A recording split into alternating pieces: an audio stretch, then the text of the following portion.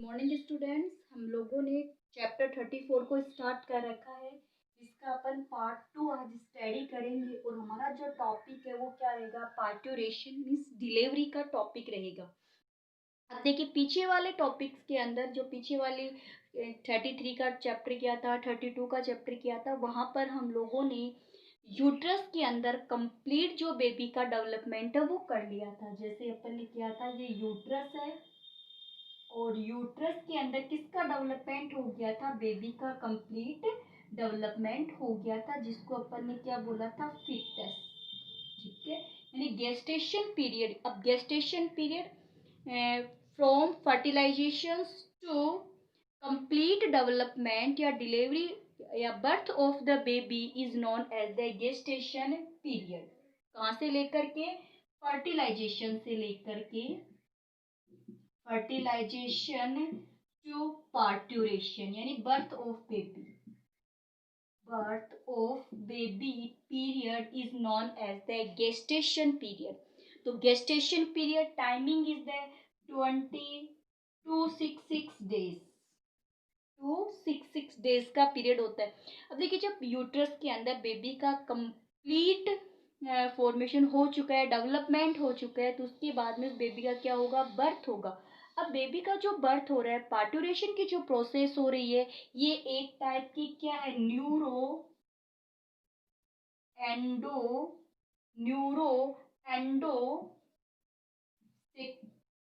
Mechanism. ये एक type की क्या होती है? देखो, न्यूरो यानी कि ब्रेन से रिलेटेड, कॉन्ट्रेक्शन रिलैक्सेशन से रिलेटेड, इंफॉर्मेशन से रिलेटेड हो गया। एंडोसेक्रेटरी का मतलब कोई ना कोई हार्मोन्स इसमें इन्वॉल्व हो जाएगा। और मैकेनिज्म तो आपको पता ही है। तो parturition is a neuro endo secretion mechanism. Neuro endo secretion mechanism होती है। अब ये न्यूरो एंडो सिक्रीशन मैकेनिज्म कैसे, वो देखिए। पार्ट्यूरेशन की जो प्रोसेस है, for the parturition the complete developed fetus in uterus, the complete developed fetus in the uterus and the placenta give the signal या produce the signal for the contraction in wall of uterus, for the contraction in wall of uterus। ठीक है, यानी signal कौन दे रहा है? Complete develop foetus और placenta. जैसे कुछ हार्मोन सिक्रेट करते हैं, और वो जो हार्मोन्स होंगे वो क्या करेंगे? इंफॉर्मेशन दे के देंगे। इन्होंने सिग्नल दे दिए। अभी जो सिग्नल है, ये जो सिग्नल है वो किसको दिए जाएंगे? पिट्यूटरी ग्लैंड है उसको दिए जाएंगे। पिट्यूटरी ग्लैंड अब वो हार्मोन्स सिक्रेट करेगी। ये जो हार्मोन्स होंगे, ये हार्मोन्स जो सर्विक्स है, सर्विक्स को इंड्यूज करेंगे। और सर्विक्स को इंड्यूज करने से किसका माउथ ओपन हो जाएगा? वेजाइना का माउथ ओपन हो जाता है और बेबी का क्या हो जाता है? बर्थ हो जाता है। तो ये एक टाइप की क्या हुई? न्यूरो एंडो सिक्रीशन प्रोसेस होती है। फिटस और प्लेसेंटा ये सिग्नल देते हैं। सिग्नल देके तो जिससे क्या होगा? कॉन्ट्रेक्शन होगा, हार्मोन सिक्रेट होंगे। हार्मोन सिक्रेट होंगे तो जो सर्विक्स है वो सर्विक्स और वेजाइना का माउथ ओपन हो जाएगा और बेबी का बर्थ हो जाता है। अब इस प्रोसेस में और देखिए क्या क्या अपन और बात करते हैं। ये एक कॉम्प्लेक्स प्रोसेस होती है। यूट्रस के अंदर क्या होने लगता है? कॉन्ट्रेक्शन की प्रोसेस होती है। अब फर्स्ट ऑफ ऑल क्या होता है कि जो fetus, doubling fetus in the uterus and the placenta start the give the signal. This signal start the limit या फिर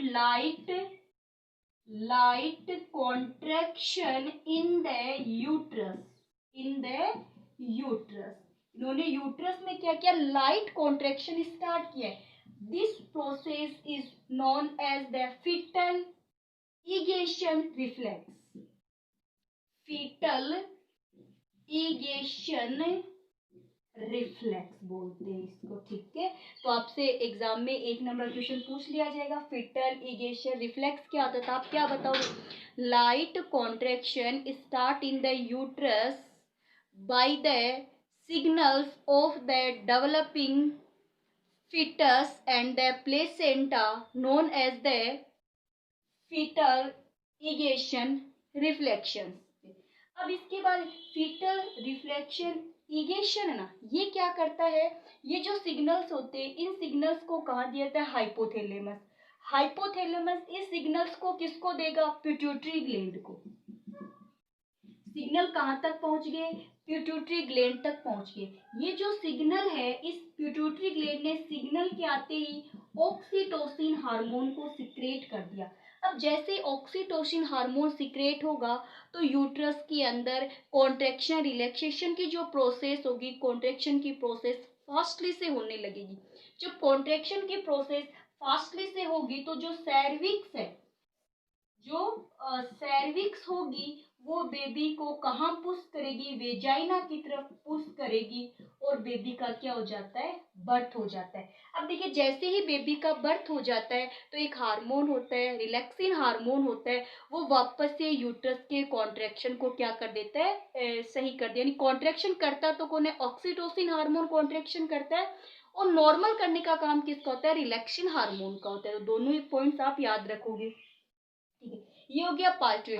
अब कई बार क्या होता है कि जो फीटल इगेशन रिफ्लेक्स नहीं होता है तो फिर ऑक्सीटोसिन हार्मोन सिक्रेट नहीं होता है। ऑक्सीटोसिन हार्मोन सिक्रेट नहीं होगा तो यूट्रस के अंदर कॉन्ट्रैक्शन नहीं होगा, लेबर पेन स्टार्ट नहीं होगा। तो इसीलिए डॉक्टर क्या करता है, फिर इंजेक्शन देता है। तो लेबर पेन स्टार्ट करने के लिए डॉक्टर जो इंजेक्शन देता है उनमें एक का नाम तो होगा मिसोप्रोस्टोल, इंजेक्शन दिए जाते हैं, एक होगा पिक्टोसिन। ये 2 इंजेक्शन देते हैं लेबर पेन को स्टार्ट करने के लिए, ठीक है। वरना तो ये नेचुरल प्रोसेस है, एंडोक्राइन प्रोसेस होती है एक टाइप की। अब बेबी का क्या हो जाता है, बर्थ हो जाता है। ये हो गया क्लियर। अब उसके बाद देखिए बेबी के बर्थ होने के बाद में जब डेवलपमेंट हो रहा है, गेस्टेशन पीरियड चल रहा है, तो उसी समय प्रोसेस चलेगी किसकी, मेमोरी ग्लैंड के डेवलपमेंट की। तो अपन नेक्स्ट टॉपिक करेंगे लैक्टेशन। जो बेबी का बर्थ होगा तो उसके लिए मिल्क को फीड किया जाएगा, तो मिल्क के फीड के लिए अपन टॉपिक क्या करेंगे, लैक्टेशन पीरियड, मिल्क सिक्रेशन, ठीक है। लैक्टेशन, तो लैक्टेशन की प्रिपेयरिंग कहाँ हो चुकी है, जब अपन क्या कहते समरी की थी ना अपन ने, कहाँ से लेकर के फर्स्ट वीक से लेकर के बेबी के बर्थ तक, तो उसी के टॉपिक से रिलेटेड ही अपन यहाँ करेंगे। अब देखिए यहाँ पे क्या होगा कि कब से स्टार्ट हो गया, 5th मंथ से, 5th मंथ से लेकर के कहाँ तक, पार्टुरेशन तक।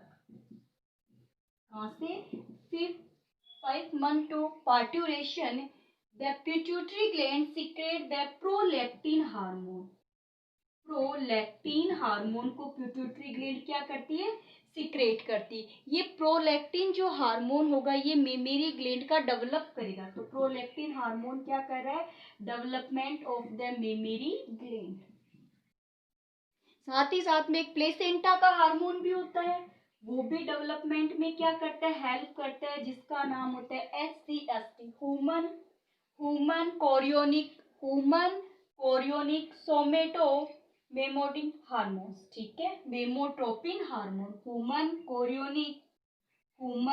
Chorionic somato mammotropin hormone, human क्रोनियोइक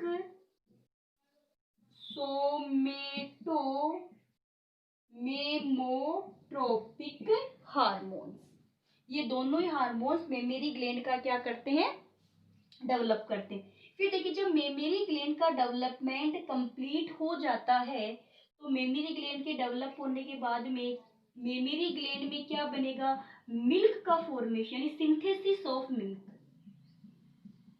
क्या होगा, सिंथेसिस ऑफ मिल्क। तो सिंथेसिस ऑफ जो मिल्क है ये भी कौन कर रहा है, प्रोलैक्टिन हार्मोन कर रहा है। तो मेमोरी ग्लैंड का डेवलपमेंट कौन करता है, प्रोलैक्टिन हार्मोन करता है। मिल्क तो सिंथेसिस भी कौन करता है? प्रोलैक्टिन हार्मोन करता है। आफ्टर द बर्थ, है ना, कि after the birth to secrete a yellow fluid, to secrete a yellow fluid after the birth of baby 3 to 4 days is known as the क्लोस्ट्रम। ये अच्छा क्वेश्चन, ये ध्यान में रखना। क्या है क्लोस्ट्रम? किसको बोलते हैं? तो किसको बोलते हैं क्लोस्ट्रम? क्या बोलेंगे? After the birth of baby 3 and 4 days secrete a yellow fluid from the mammary gland is known as the colostrum. ठीक है, अब ये जो कोलेस्ट्रम है, ठीक है, अब ये इसमें क्या प्रेजेंट है? एंटीबॉडी प्रेजेंट है। उस एंटीबॉडी का नाम क्या है? IgA antibody. क्वेश्चन याद आ गया ना कि आपने किया था कि मिल्क के अंदर कौन सी मदर मिल्क में कौन सी एंटीबॉडी होती है? IgA। और ये इसके पास मैनी न्यूट्रिएंट भी होते हैं, इसीलिए फर्स्ट मिल्क को बेबी को देना जरूरी होता है कि उसमें इम्यूनिटी प्रेजेंट होती है। अब इसके बाद देखिए आगे अपन करते हैं कि ये प्रोसेस होती कैसे। इसमें देखो सिंथेसिस तो कौन कर रहा है? Prolactin hormone. और सिक्रीशन कौन करेगा? ऑक्सीटोसिन हार्मोन करेगा। क्या करेगा? Oxytocin hormone. अब देखिए जो मिल्क है, मिल्क कहाँ है? मेमरी ग्लैंड की एल्वोलाई में, यानी एल्वोलाई ऑफ मेमरी ग्लैंड। अपन ऐसे नॉर्मल सा एक डायग्राम बना लेते हैं एक बार, ऐसे ही। वैसे तुम लोग डायग्राम है नहीं सिलेबस में, ठीक है, ऐसे ही बना लिया मैंने नॉर्मल सा डायग्राम। अब यहाँ देखिए ये जैसे ब्लड वेसल टिश्यूज वगैरह हो जाएंगे, और यहाँ पर होती है मेमरी जो ग्लैंड, जैसे ये वाला पूरा पोर्शन किसका हो गया? ये मेमरी ग्लैंड हो गई। जो मेमरी ग्लैंड है ना, उसमें क्या प्रेजेंट है? एल्वोलाई। मेमरी ग्लैंड में क्या है? एल्वोलाई। और जो मिल्क का सिक्रीशन होता है वो कहाँ होता है? एल्वोलाई के अंदर ही होता है। ये जो एल्वोलाई है ये कहाँ ओपन हो रही है? मेमरी डक्ट में। ये सब क्या हो गई? Mammary duct. ठीक है, ये जो मेमरी डक्ट होगी ये लैक्टिफेरस डक्ट के थ्रू कहाँ ओपन हो जाएगी? आकर के ये ओपन हो रही है सभी की सभी निप्पल के अंदर, जो आउटर पार्ट ऑफ द। ठीक है, अब जब बेबी निप्पल को क्या करता है? सक करता है। देखो बेबी किसको सक करेगा? बेबी निप्पल को सक करेगा। निप्पल को जैसे सक करेगा तो कॉन्ट्रैक्शन होगा। कॉन्ट्रैक्शन होते पिट्यूटरी ग्लैंड को सिग्नल मिल जाते हैं कि पिट्यूटरी ग्लैंड क्या करती है? ऑक्सीटोसिन हार्मोन को सिक्रेट करती है। ऑक्सीटोसिन हार्मोन कहाँ आएगा? जहाँ पे मिल्क प्रेजेंट है। ये इस इनको जो एल्वोलाई के अंदर क्या करेगा? ये कॉन्ट्रैक्शन करेगा। एल्वोलाई में जैसे ही कॉन्ट्रैक्शन होगा तो मिल्क है वो मेमरी डक्ट से होते हुए कहाँ आ जाएगा? बाहर की तरफ आ जाएगा और बेबी फीडिंग कर लेता है। तो ये प्रोसेस होती है मिल्क की। तो प्रोलैक्टिन हार्मोन तो मिल्क को सिंथेसिस करता है, वो तो एल्वोलाई के अंदर मिल्क को बना देगा। उसका काम क्या है? मिल्क को बनाने का काम होता है। बट मिल्क को बेबी तक लेके जाने का कौन सा हार्मोन होता है? ऑक्सीटोसिन हार्मोन होता है। लेकिन ये एक सिग्नल प्रोसेस होती है, यानी कि ये जो प्रोसेस है वो किस पे डिपेंड करती है? कंडीशनल रिफ्लेक्स पे डिपेंड करती है। कंडीशनल रिफ्लेक्स पे डिपेंड करेगी। एक तो कंडीशनल जो रिफ्लेक्स होगा इसके अंदर एक तो होता है सकिंग, सकिंग रिफ्लेक्शन होगा, और सेकंड इसमें क्या होगा? इगेशन। दो काम मानेंगे। देखिए सकिंग के अंदर कंडीशनल लागू करनी पड़ेगी। कंडीशनल क्या हो गया? सकिंग। जब सक किया जाएगा तभी oxytocin hormone, pituitary gland oxytocin hormone को सिक्रेट करेगी। ऑक्सीटोसिन हार्मोन आकर के एल्वोलाई में कॉन्ट्रैक्शन करेगा, जो मेमरी ग्लैंड की एल्वोलाई है। यहाँ से मिल्क कहाँ जाएगा? डक्ट से होते हुए निप्पल, और निप्पल से होते हुए बेबी के माउथ के अंदर चला जाएगा। तो प्रोसेस पहले सकिंग आ गई, सकिंग के बाद में ही क्या होगा? इगेशन की प्रोसेस होगी। तो ये एक क्या है? मिल्क का सिक्रीशन एक कंडीशनल रिफ्लेक्स बोलते हैं अपन।